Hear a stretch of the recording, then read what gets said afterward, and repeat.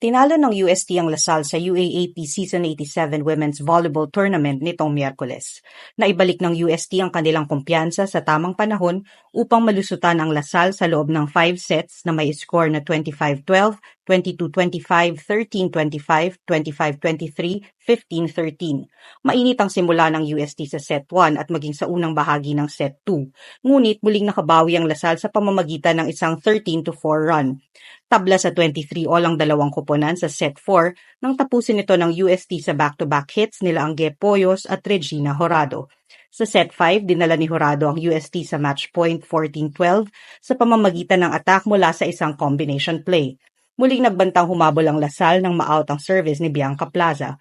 Ngunit tuluyan nang nakuha ng UST ang panalo nang matawagan ng double contact violation ang libero ng Lasal na si Pia Rodriguez. Pinangunahan ni Poyos ang UST ng may 28 points mula sa 24 spikes, 3 blocks, 1 ace at 16 digs. Nakakuha naman ng 17 points si Horado at 10 points si Marga Altea.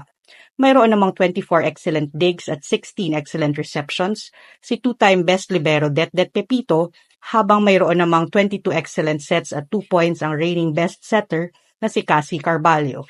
Samantala, pinangunahan naman ni Angel Canino ang Lasal ng may 25 points sa 21 attacks, 3 aces, 1 block, 17 excellent digs at 16 excellent receptions.